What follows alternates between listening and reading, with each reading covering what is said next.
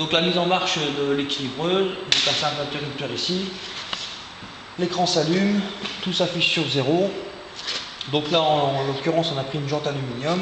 Donc il n'y a rien de plus simple pour le réglage, simplement un levier, prendre une cote à l'extérieur de la jante sur le bord et prendre une cote à l'intérieur. Donc lui va la calculer tout seul. On a bien la prise de plomb à l'extérieur pardon, et à l'intérieur. Donc simplement envoyer la machine et c'est elle qui fait tout seul. Donc voilà, elle s'arrête automatiquement tout seul. Elle vous donne bien les points. Donc là par exemple, effectivement, je dois rajouter 25 grammes sur la partie extérieure. Donc simplement en tournant la jante, on va chercher l'autre point à l'extérieur. Donc les barres commencent à s'afficher sur la partie là, jusqu'à s'afficher complètement. Voilà. Donc c'est bien la partie où je dois mettre le plomb sur la partie midi. Donc pareil pour l'autre côté. Je reprends la cote, voilà, je suis ici. Donc la partie midi, donc à l'intérieur de la jante, à midi, je dois mettre 25 grammes. Et donc à l'extérieur, je dois mettre 10 grammes. Donc partie du principe que si ça serait donc une jante en tôle, donc tout simplement prendre l'appareil, prendre une cote sur le bord de la jante, donc comme ici.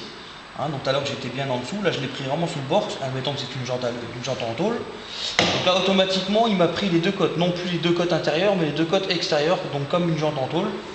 Simplement prendre l'éventail, mesurer, c'est-à-dire l'extérieur de la jante, donc des deux côtés. Donc admettons là j'ai 8 d'ouverture, donc simplement modifier cette cote ici, donc sur la partie noire, j'en rajoute 8 par exemple.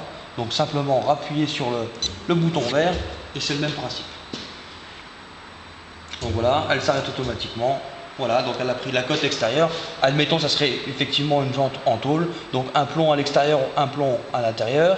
Donc à l'intérieur, effectivement, il nous indique 0. Donc si je prends à midi, voilà, je m'arrête. Donc à midi, je devrais mettre 0, mais bon, là, il n'y a pas de grammes. Donc pareil, je retourne la jante de l'autre côté.